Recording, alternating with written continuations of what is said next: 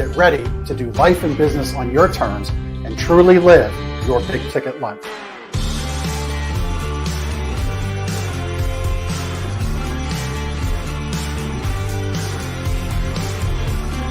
You either make excuses or you choose to level up. What amazing guests living the big ticket life.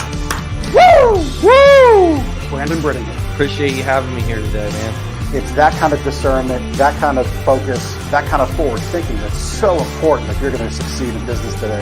Jeff and I are like friends. We're real friends.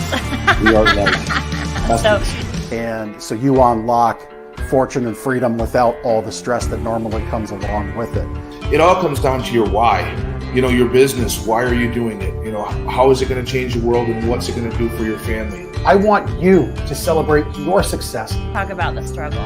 But I promise you, the story is in your struggle. They'll never be able to say that about me because people only see me working hard in anything that I'm doing whenever they see me. Focused on your success and the success of those around you. But being that constant in your community, good or bad, whether things are great in the community, bad in the community, who's steady? Unapologetically do business and life on your terms and truly live your big ticket life. What amazing guests living the big ticket life.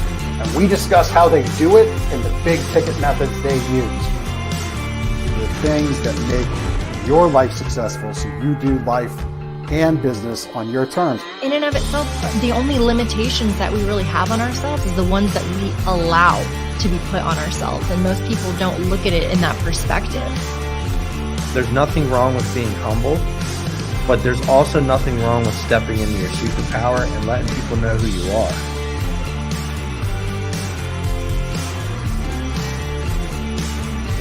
Get ready to do life and business on your terms and truly live your big ticket life.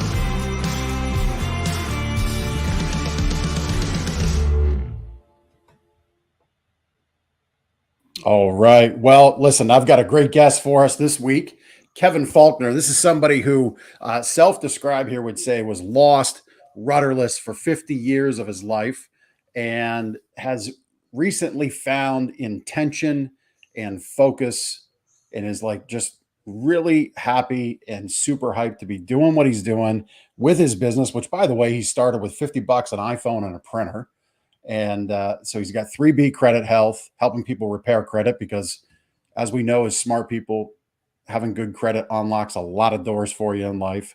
So it's a very purpose-driven business that he's running. But I've had the pleasure of knowing Kevin now for about a year, I guess, hanging around the Apex world, if you will. See what Kevin's been doing. So Kevin, welcome to the show, man. Happy to have you on. What's up, Jeff? I appreciate you having me, man. Yeah, man, it's been, we've known each other for, I'd say probably over a year now, man. And it's been really good. I love what you're doing. Yeah. Yeah. Well, all of my, so I did this 10-day long motorcycle trip last June about this time, and all those Facebook memories are coming up. And that was a couple weeks after I had jumped into the Apex world of things. So yeah, we're going to settle on about a year. There we go. So you originally had a group where you were kind of pouring into people, right? Like just given the opportunity to talk and learn and come together as entrepreneurs, called Entrepreneur Recovery Room, that has morphed into Keep Growing with Kevin Faulkner. So let's kind of walk down the memory lane there. So why are you doing these groups? What do you see the value of doing them? What do you learn? And why are you doing them? Yeah, man. The way, it's kind of funny, the way Entrepreneur Recovery Room got started was I joined Apex and I just needed some accountability with Build Your Machine. And so what Build Your Machine is, it's a marketing system that's within Apex that we use. And so I just needed some people to work with on a week-to-week basis. So we put that group together, and as we grew, and it taught me a lot, because what it taught me was consistency, because we didn't miss a week from February through November, and it grew into something that ended up helping a lot of people. And then I also got better at, because before I joined Apex, I was scared to even be on a Zoom call. So it compounds and you grow and you get better. And then that consistency builds. And that's what gave me the confidence to start my own podcast and my own group in the Keep Growing with Kevin Faulkner. And so, we're moving forward with that brand. Right. Right. Yeah. I mean, it's interesting that you shared you were uncomfortable jumping on a Zoom call, but I mean, I think you learn quick. I mean, if you were uncomfortable starting in February, I started jumping on end of May, early June. I think you got up to speed pretty darn fast, because I thought what you were doing back then was great. The Keep Growing rooms have been great. When you announced you're going to do them on Wednesday nights, I'm like, great, that's a night that's been fantastic. But truth be told, I've kind of had to catch on the fly because I've been traveling on Wednesday nights, it seems. But the rooms I've jumped in on, you really bring together smart people, and you touched on accountability. From your view, talk about why you need accountability and why others should welcome it. Yeah, man, that's going down a pretty deep rabbit hole there with me, because, my story is I was lost for most of my adult life. And whenever I started learning, the book Atomic Habits was huge for me. It was a big book in my life. And just learning how to string habits together and string small wins together, and the power of routine. For me, it was about confidence, keeping those promises to yourself. And that's really, for me, taught me the value of routines, habits, and allowed me to really grow. Yeah. Yeah. So, in that realm of things, care to share like what those habits are you've kind of built on? Like, what do those building blocks look like for you? Because I think a lot of people struggle with this. I mean, if you look in the App Store, there is no shortage of habit trackers, which means there's a starving audience of people that need habit trackers, that need this accountability, right? So like, what are some of these building blocks for you? What have you built on, and what's been that kind of like success journey? What's it look like?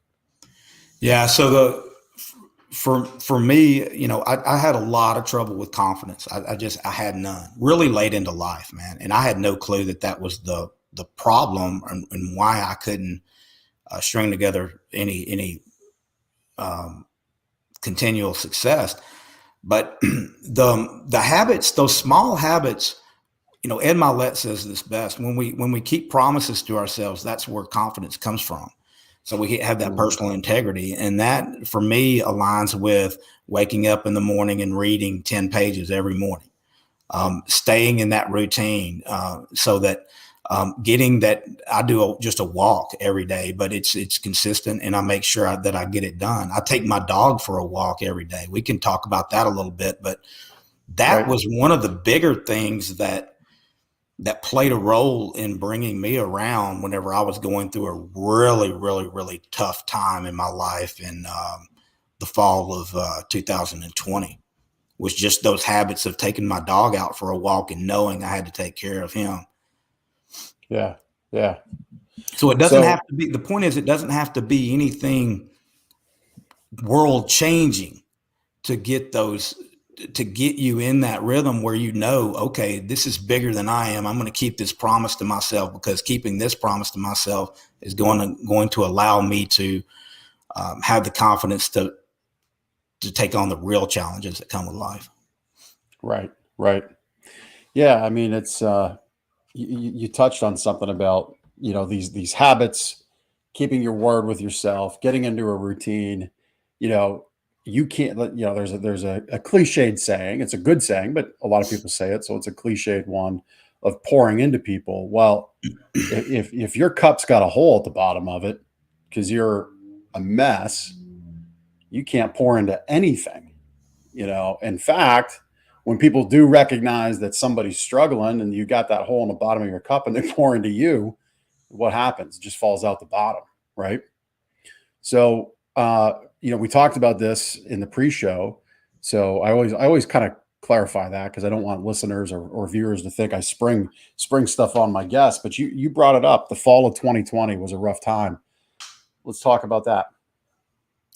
Yeah, man. I kind of touched on that. I've struggled my entire life. I mean, it just kind of is what it is. And my goal is to just help other people at this point. That's what I'm about. And so I had a lot of confidence issues. I've had, struggled with mental illness, bipolar disorder, a lot of depression, and things that kept me from getting in those routines and rhythms and keeping those habits. And then because of that, I wasn't able to develop any real confidence. So my wife and my wife told me in August of 2020 that she wanted a divorce.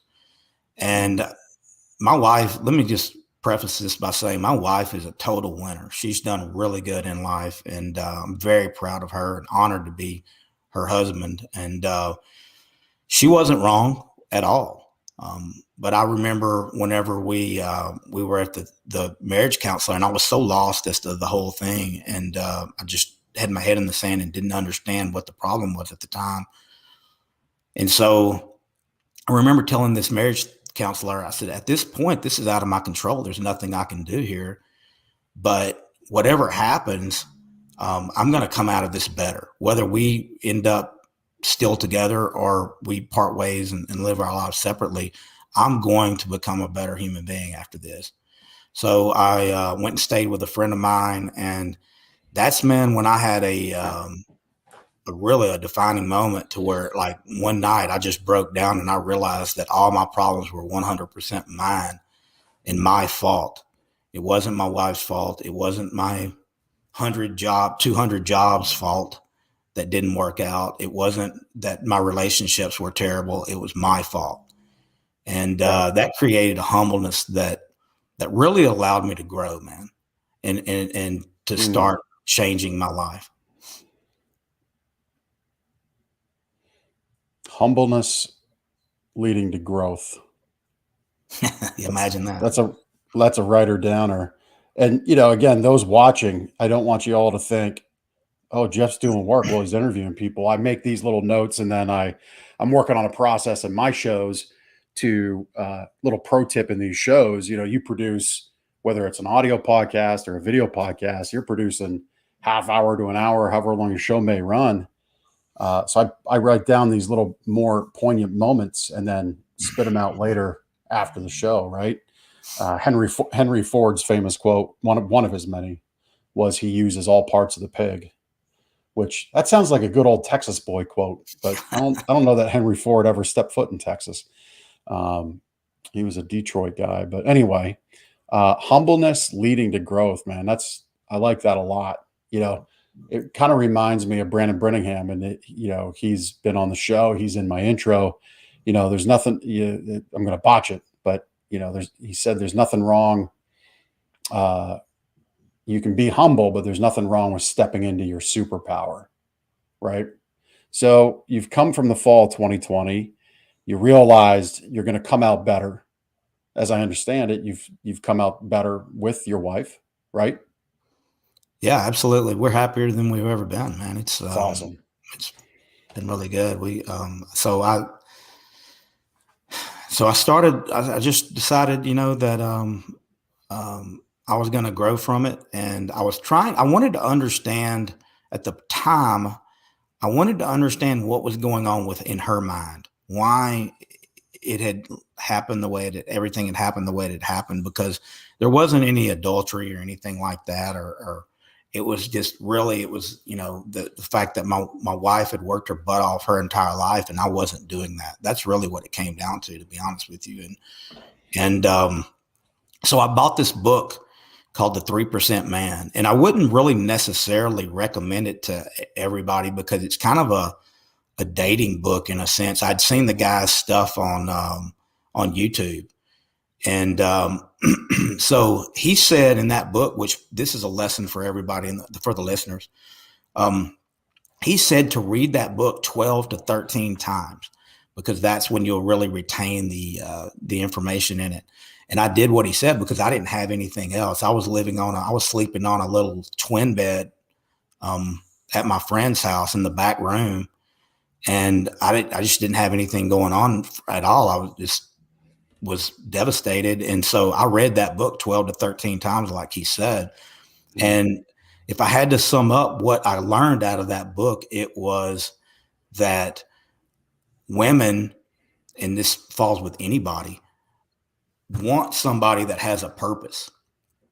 So I knew that I needed a purpose for me. I needed to do something and get something going on for myself. And then the rest would take care of itself. Either Kelly and I would end up getting back together, or I would meet somebody else and it would be a person that was better suited for me. But I knew that the key to that was to find a purpose. So that's where the 3B Credit Health came from. Yeah. So let's talk about that. So touched on it at the beginning of the show as we brought you on. Having good credit to great credit unlocks a lot of doors, helps a lot of things out in your life. So how did you arrive there? Because there's a lot of great ways to help people. Credit repair, I don't think, is at the forefront. Like if, people kind of find themselves, they find their purpose. They're like, you know what, that's what my light is about in this world. That's what I should be talking about. I don't know that most kind of arrive at 3B Credit Health, just like most don't arrive at selling mattresses in their primary business. But we do it because we believe that, if we have more productive, happier people in our community through a better night's sleep, our community's better. So the mattresses are just the mechanism. So is that what it's about for you with credit repair, or like what attracted it to you? What attracted you to credit repair as something to do? Yeah, at that time, it was kind of one of those things where fate takes care of itself. I saw an ad, a very, very organic ad. There was nothing complicated about it. It was a guy from Pennsylvania who had started a credit repair business that I had been following on Facebook for about a year, and I watched his success. And he offered to teach people credit repair business in this small ad on Facebook, on his personal Facebook page. And so I reached out to him, and I think I paid him, a few $100. I really don't remember exactly how much, but so he got on the phone with me and he taught me a little bit about social media marketing, very little, but enough. And then he taught me credit repair, and I wrote it all down, and I did exactly what he had told me to do. And so I started posting about it on social media. I found my avatar, and I just ran with it because, again, going back to where I was in life at the time, I was sleeping at my buddy's house in the back room, and I didn't have anything else. Right. Yeah. Pretty powerful to take that leap. I mean, man, there's confidence right there in that little lesson. I don't know if you recognize it. You're at a low point in your life where you're, splitting out household income, staying at a friend's house, and you've got the confidence that you're going to go help people with credit repair when you're in a tough spot yourself personally. I mean, that's a lot of confidence to stand on right there. I remember talking with a realtor that gave me my very first client, and she said, "All right, I'm gonna send this client over to you." And so I got that client signed up, and I was like, "Okay, now I got to go learn how to do this thing." So it was the typical entrepreneurial spirit. We're going to go sell it and then build it as we launch it type of thing. Yep. That's right. Yeah. So at a high level, so we'll talk about credit for a little bit, but let's talk about it kind of at a higher level, because, these kinds of shows aren't good for tactics. Obviously, people might pick this up a week or two later on their podcast player. We did have people, talk about Pennsylvania boys. We got one right here. And then Kyle Slaymaker commented on a show. So Kyle, thanks for tuning in, man. Kyle loves your group, Growing with Kevin Faulkner. So, but At a high level, what does our world need to know about credit? Yeah. So, man, And why aren't we learning it? I guess that's the bigger question. yeah, well, it goes back to the reason we're not learning is it goes back to everything when it comes to money. We aren't taught money in schools, and that's a tragedy that we don't educate people on It is. how to manage money and how to handle money and how to. There's a lot to the credit system, and it's a lot of people don't think about it in this perspective, but TransUnion, Equifax, Experian, the three major credit bureaus, they're three independent, privately owned companies. And make no mistake, they are there to make money. So they really have no reason to motivation to remove items that shouldn't be there from your credit or to even have things on your credit that are correct. 80% of the people in the listeners right now have wrong information on their credit. And so we're here to make sure, because if you look at your credit report, you'll see the dates last active. So you got into a bind and weren't able to pay a bill, and that ended up becoming a charge off on your credit.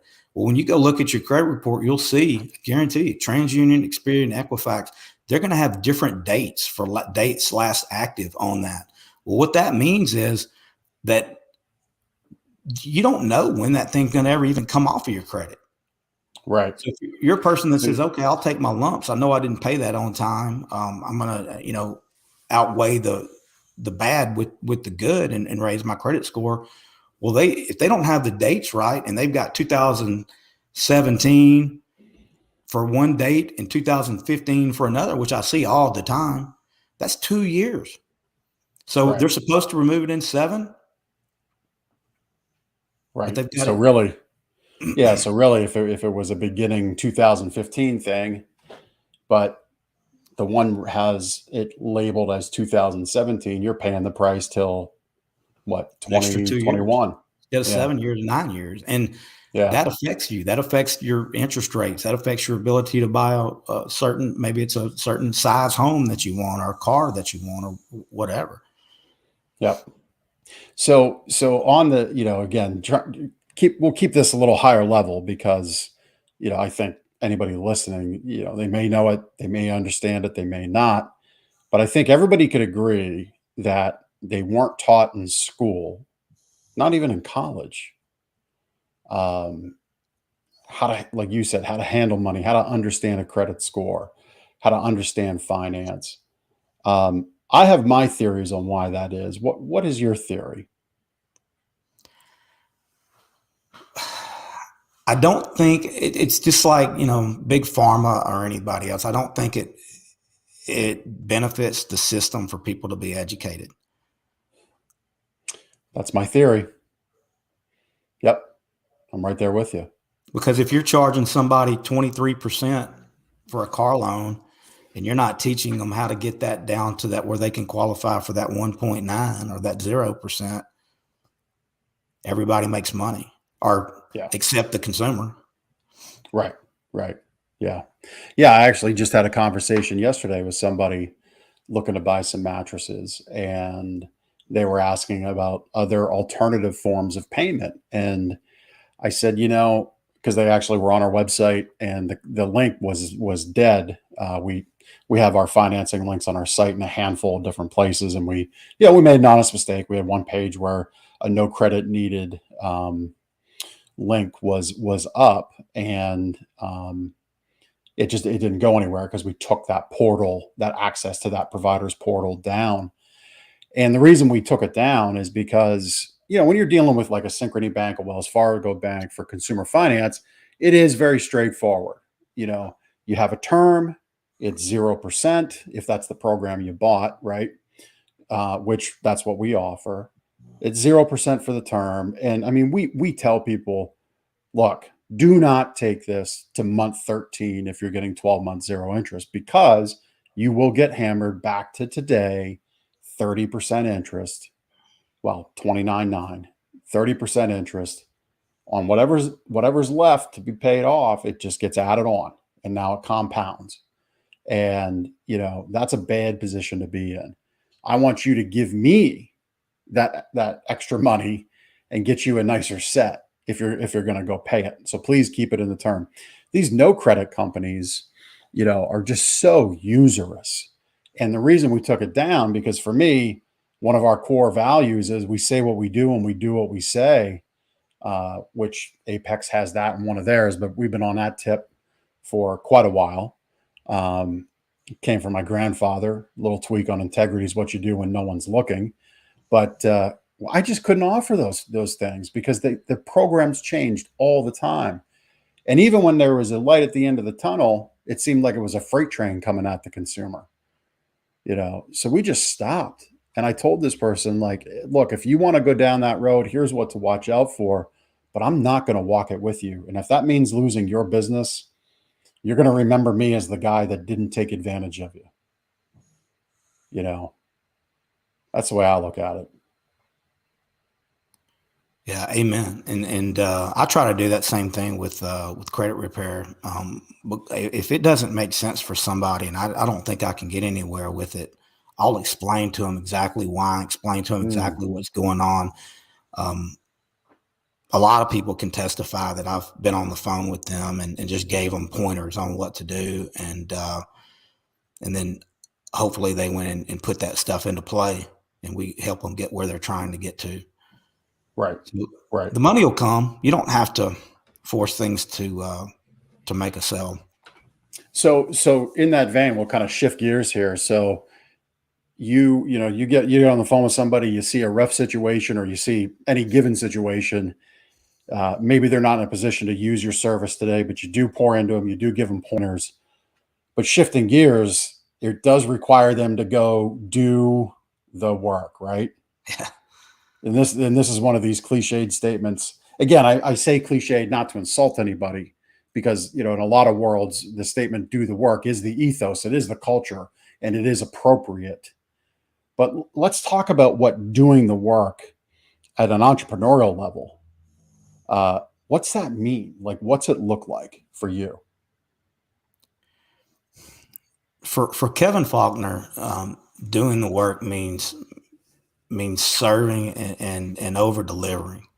And it took me a long time, as simple as those words seem. It took me a long time to grasp that, because we're all from a natural state. We all come from a scarcity mindset, or a lot of people come from a scarcity mindset, and it's kind of a self-preservation thing.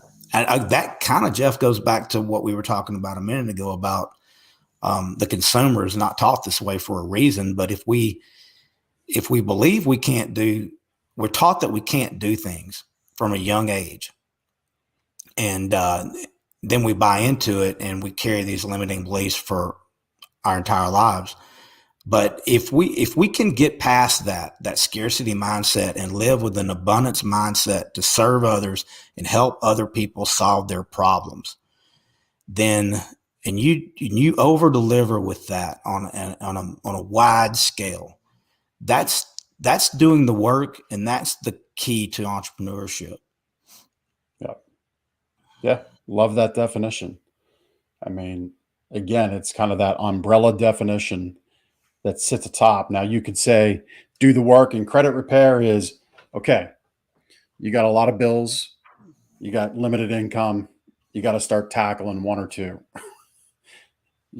Your income dictates the fact that you got to let a couple of them go until you go get more income, right? Like, that's the work, and it's hard work and it sucks, but it's the reality of what it is. And slowly but surely, if you commit to it, you start snowball affecting it, knocking them down. And, unlike some other credit repair people, you don't purport to have that magic button. You've got a magic key on your keyboard where you just take a 520 to a 720, right?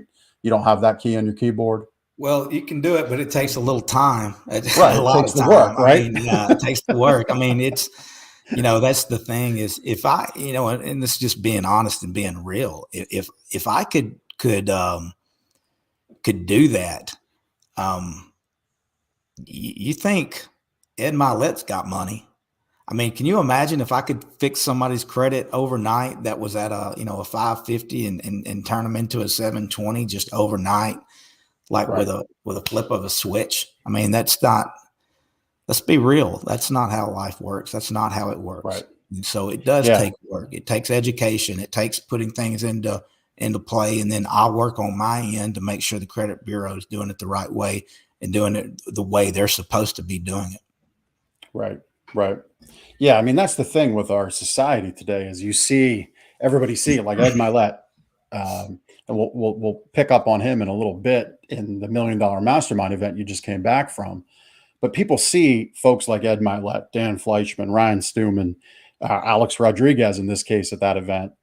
They see the success, they see the flash, they see the lifestyle, but so few go one step further and say, they must have done a lot of work to get there. There must have been a lot of batting practice in Alex Rodriguez's case. There must have been a lot of time on the field, a lot of stretching, a lot of weight room. So many people in doing the work, what frustrates, in your opinion, what frustrates people away from hitting the gym, hitting the batting practice, going through the blocking and tackling of business life? Because that's really what doing the work is about, right? It's not the flashy stuff. It's not the flea flicker end around play that scores a game-winning touchdown. It was the blocks that allowed all that 7 seconds behind the line to make the play happen, right? So what frustrates people from your view about doing the work? Why do they give up? Yeah, that's the thing, man. You see those guys and like A-Rod, Alex Rodriguez or Stewman or Ed Milet or you for that matter, myself. People come up and they'll say, "Hey, you're winning. You're doing great." And I don't feel like I'm winning. And the reason I don't feel like I'm winning is because as an entrepreneur, and any entrepreneurs listening will fully understand what I'm about to say. All you can see is that car wreck that's in front of you that's going on, or that stack of things that you haven't been able to get to. And it's a growth process and a learning process, because that's what entrepreneurship is. Entrepreneurship, the way your business is going to grow 100% depends on your individual self-development. You look at somebody's business, look at their personal self-development, because when it stops, that's why. So people think you're winning and they see the glamour. They see the getting on a podcast like this one and how cool it may look from the outside, but they don't see that as soon as we hang up this podcast, I'm going to be diving into somebody's credit so that I can help them. And I'll be grinding on that for probably 3 hours. Nobody sees that. Right. They just don't. And it does suck. Trust me. It's not, nobody goes home and says, "Oh man, I'm going to have a relaxing evening diving into credit repair." No sane human being does that. But I thought that was you. But that's what the job is. And I've got it's funny, man. I mentioned earlier, my very first client, I had to go learn how to do it. Well, I've got to learn how to do it with this guy as well, because I accepted payment for a job, and now I've got to go figure out how to do that job. And that's all entrepreneurship is, no matter if it's whatever your business is, it doesn't matter. We always take on things, and then we have to go figure it out. And that's what I meant by that car wreck that's constantly in front of us. No matter, I guarantee you, you mentioned Alex Rodriguez and Stewman and Ed Milet. Those guys are thinking the same thing right now with whatever they're dealing with, because we're growth-minded people and we're always taking on things that are new to us. Yeah. Yeah. I mean, I look at it, you said you're going to, before the show, after the show, you've got work to go do. For me, what propels me, we're in the midst, we just wrapped up at the retail store, our annual Reader's Choice voting. It's always a big campaign. We've got a series of emails that we know get open, that we know get response. We did the social media posts, all this stuff, but I still live with a guiding principle, I guess you could say, that if I don't accept each day there are people out there are forces out there wanting, scheming, planning to rob me of time and profit. If I don't fight back against that, it will happen. Right? In the apex world, that's called the force of average, right? Outside in the world of people that kind of live within the system that, allow the education system to mold them and create them into what that system wants them to be. They call it Murphy's Law, right? For me, I just say, you know what? Yeah, it's out there, but it ain't going to happen today. No way. Not going to happen. You referenced the book, The 3% Man, right? Yeah. And it was interesting that you brought it up because I just shared the bedrock Beowulf foundational precursor book to that book. I guarantee it. I haven't read 3% Man, but I can guarantee you based on what you said that the book I'm about to mention was influenced the authorship of that book, be it directly or passed down the line. And that book is I just botched it. Psycho-Cybernetics by Maxwell Maltz. Have you read that book? Yeah, actually, that's kind of goes into my story of whenever I was down. Actually, it is aligned with that because I got on a Clubhouse with Brad Lee, and he was having a rapid fire, and so I asked him a question. I asked him a question. I think it was I just joined Apex, and it was about my Dream 25 for which is your 25. It's the 25 people you would like to do business with. Is what that means. So I asked him that question on Clubhouse, and he gave me an answer.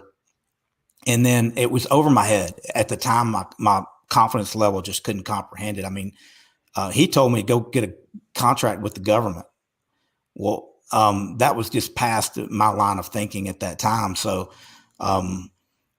the next week or a few days later or whatever, I was on another Clubhouse and he was there, and I asked that same question to him. And this time he said, hey, here's what you do, man. He recognized that I had confidence issues. And he said, here's what you need to do. Read the book, what is it called? Psycho-Cybernetics. Yeah, Psycho-Cybernetics, and do 75 hard. And like a year later, I'd completed both of those things, and I sent him a DM and told him, I said, man, you changed my life with those two recommendations. Yep. Yeah. So the reason I brought up Maltz and Psycho-Cybernetics is because when you said you read it 12 to 13 times, because that's what the book said to do. That's what's in Psycho-Cybernetics multiple times. There's instruction to read this chapter 5 times, I believe, in 48 hours, if I'm correct. Reread this sentence, for the next 10 minutes, pin this up in a place where you're going to see it often, those kinds of things. Because that reinforcement, because at our core, I think we're all these like unwieldy animals that if left to the forces that are out there, we aren't going to be successful because the world wants average, right? That's why averages exist. There's got to be people at the top of the curve and the bottom of the curve, and then there's a big middle. I want to be at the top of the curve. I don't want to live in that middle. Not at all. So we do the work, right? Like digging in 3 hours on credit repair. For me, digging in hours on splicing and dicing content, figuring out how to win Reader's Choice Awards, all that stuff. Not all that flashy, but for you, what invigorates you about doing the work? For me, that's the result. Over delivering for this client. If I can deliver what I said I would do and change his life, there's nothing exciting about digging in on credit repair. It's nothing fun or flashy about that. It's a behind the scenes thing. But if you look at what that's good, so this is a person, I'm not going to say his name, but this is a person that has busted his butt to get his business going, and his business is thriving and he's killing it at this point. But what happens is his credit hasn't caught up with where he's at this point. So he's just trying to get himself to a position to where he can move forward with both and have a quality of life, because, he wasn't doing well whenever his credit went south on him. So now he's trying to catch up his life as a whole. And you have to keep it in perspective that this is his entire family, including his children, are going to benefit from whatever comes of this work. So for you, it really, what I just heard is it's a generational reward. Absolutely.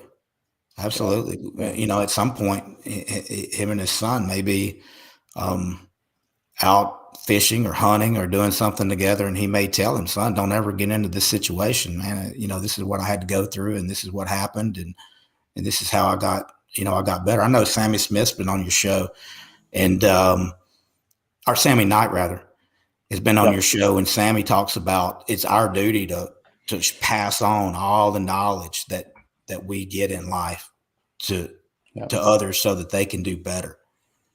Yep.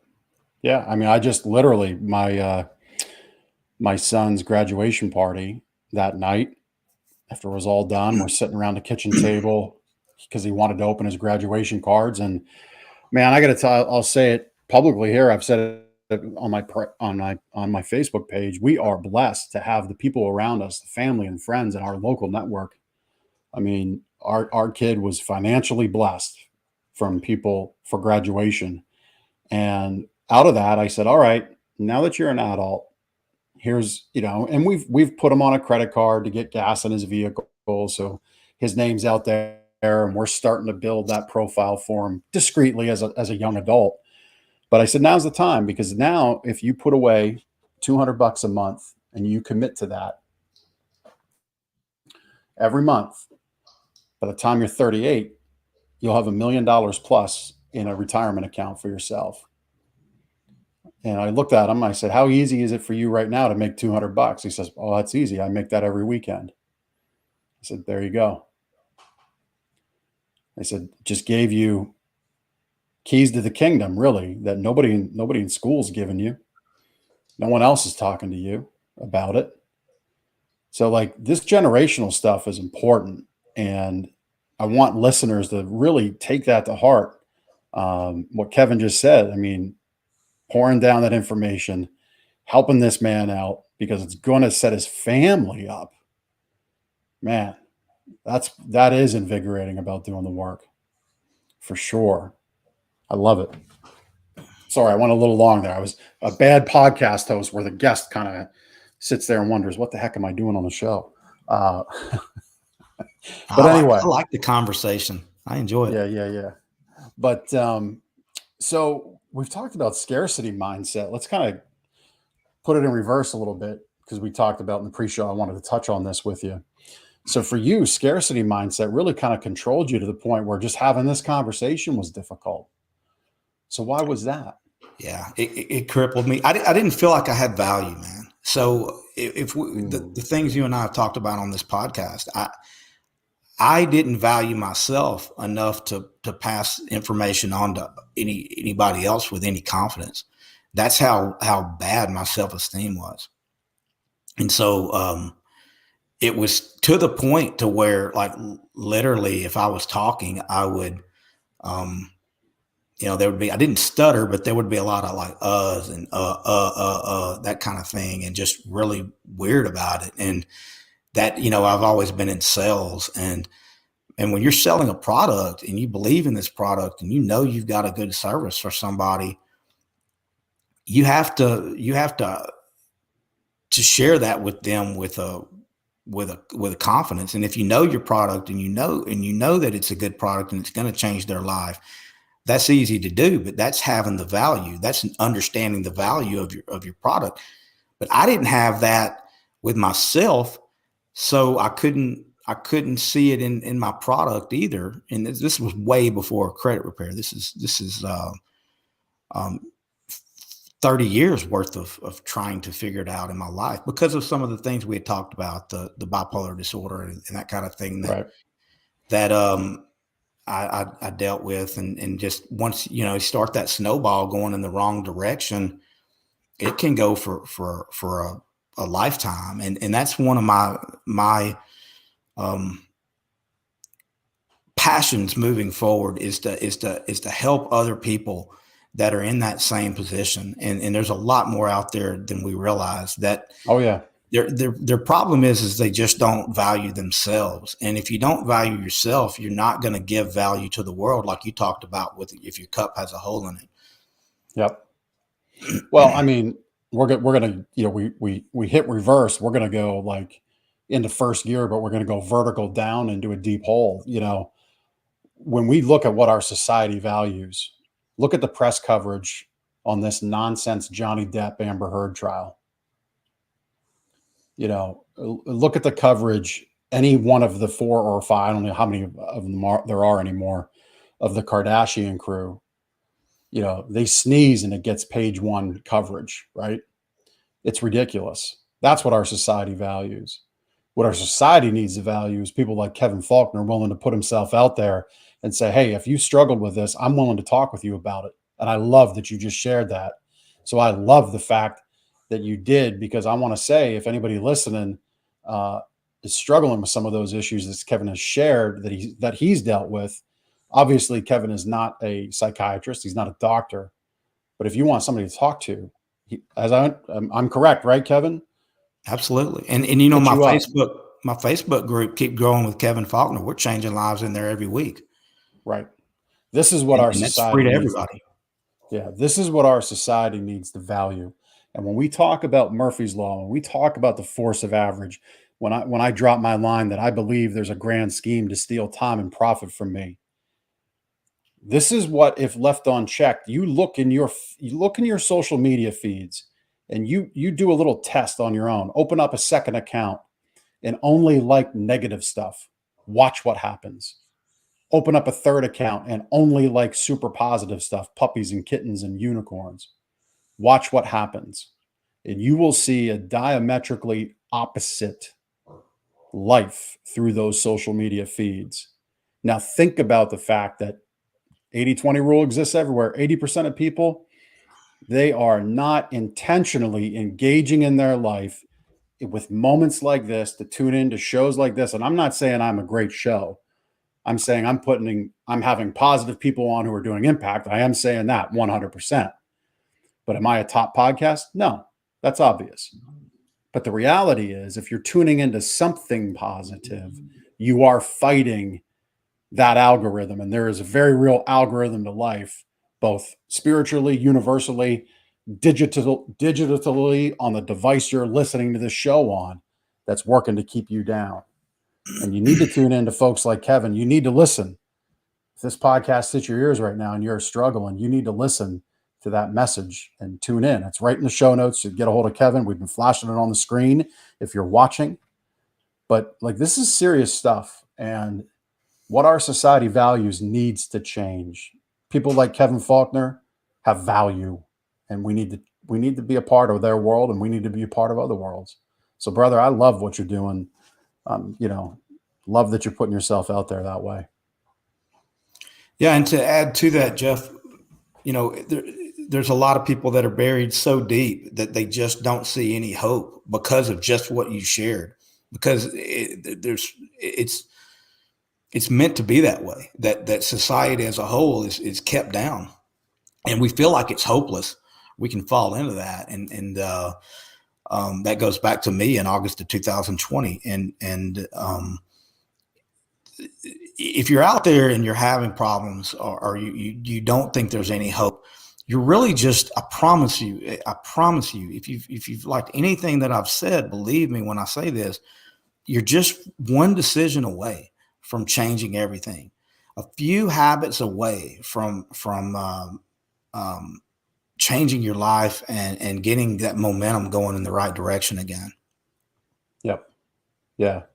Yeah. I mean, I was blessed and fortunate. Our producer, Chris, which this is my moment where I give him a little plug. His info's all in the show notes. Chris Stone from castahead.net made a fantastic podcast intro to me. I had him on the show. Kurt Mercadante. He's a big fan of living a natural, connected life to the universe, if you will, very healthy. I mean, you talk about one decision away. If you're depressed, if you're at the bottom of the barrel, go outside, take a walk, and get some sun. You can still feel depressed. You can still feel like life is shit and it ain't ever going to change. But hear me when I say go out for a week and get some sun for a week. And then we'll see. Yeah, I would pretty much be willing to bet most any money you're going to feel a lot better in that week's time by doing that one simple thing. And, you know, it may not change the circumstances that are around you, but you're going to change how you feel. And like Kevin said, you're one decision away. So speaking of decisions, you made a decision to get out from behind the desk, get out from home. Did you drive up to $1 Million Mastermind? I guess you could. Yeah, I'm just a couple hours away from where it was. Yeah. Well, cool. Texas is one of those states like you can literally drive 11 hours one direction and still be in Texas, right? Is that what I understand? Yeah. Yeah, it's like crazy. That's going east to west, right?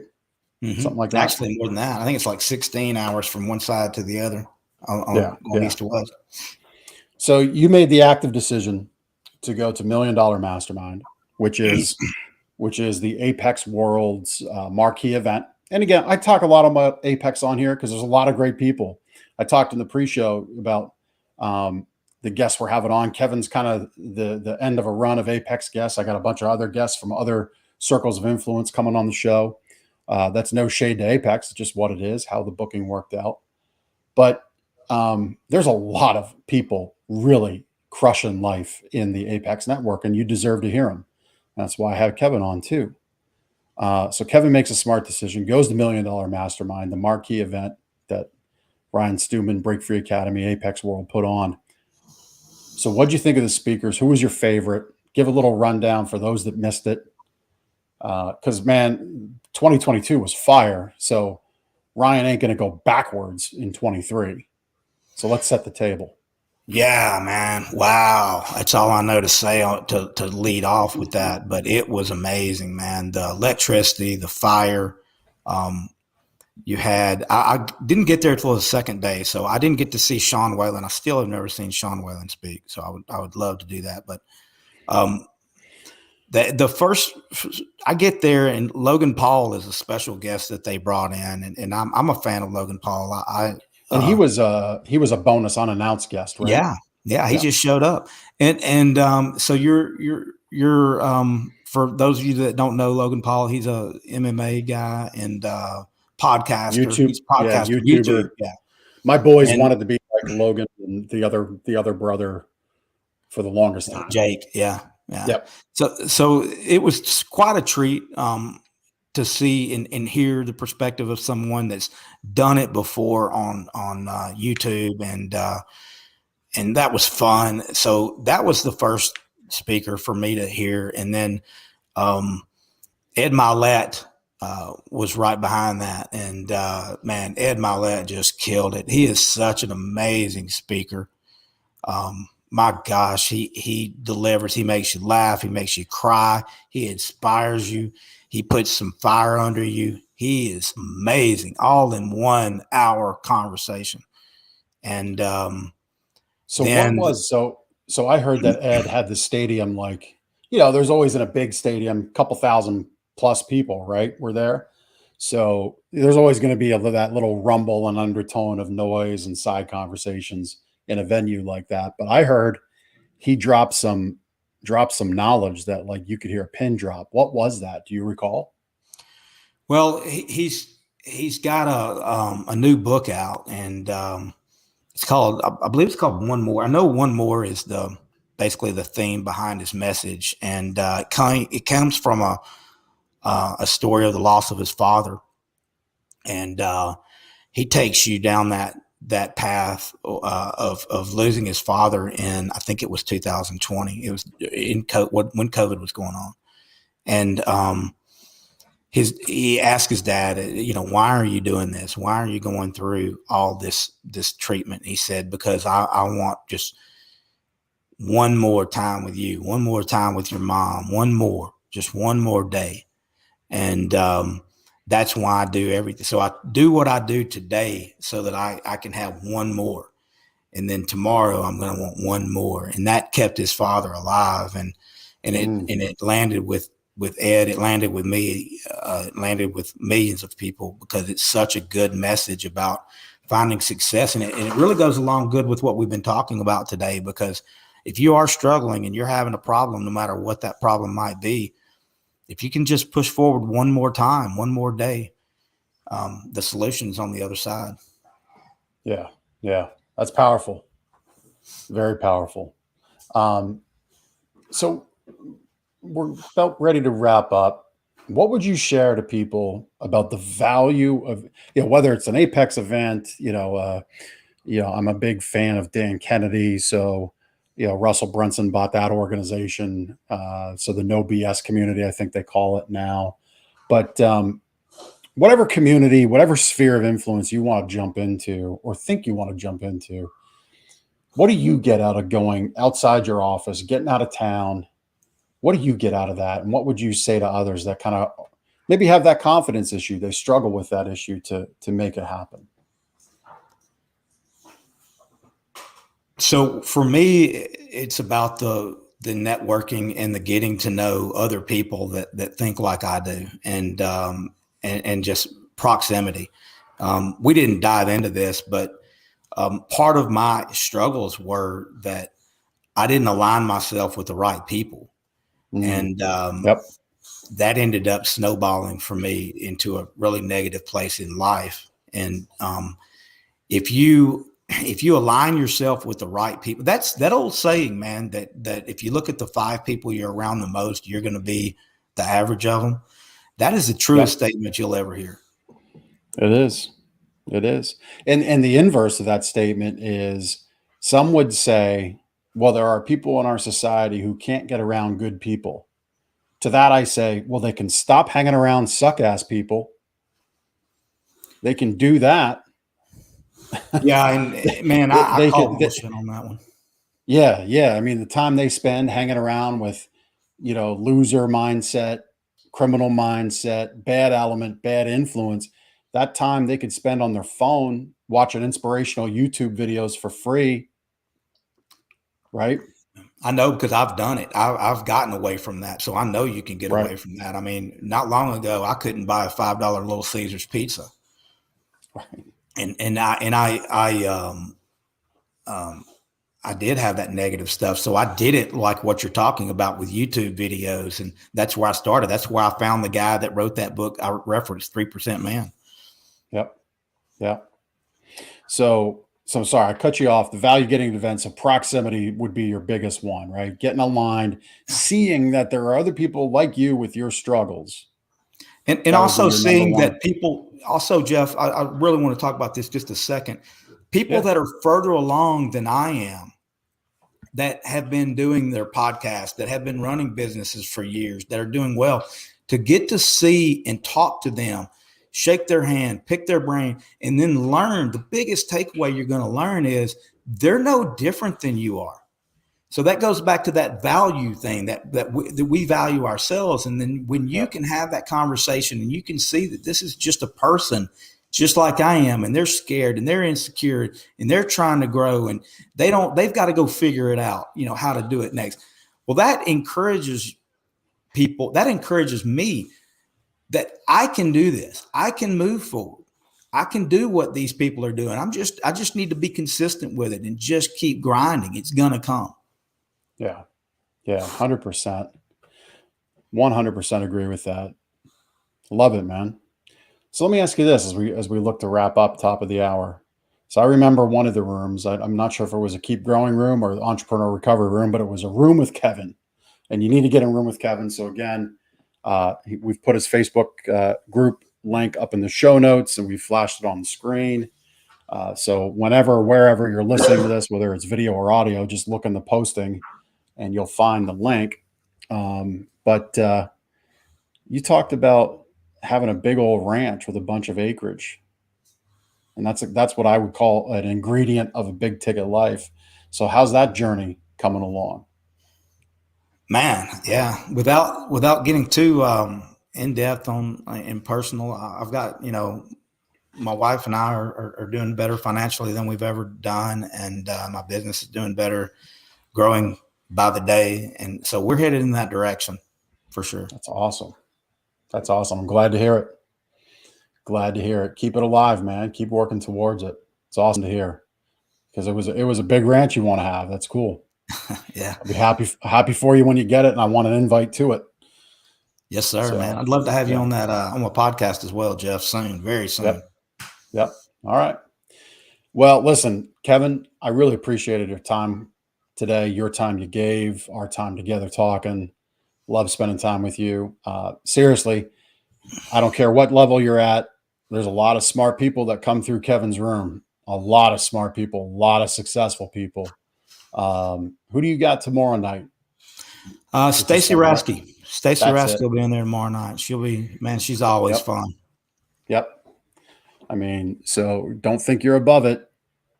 Get in that room, because Kevin attracts a lot of great winners. So, Kevin, this has been a pleasure. Thanks for being on the show. And everybody, thank you for watching. And we'll see you next week on The Big Ticket Life. Take care. Thank you so much for taking the time to listen to this episode of The Big Ticket Life.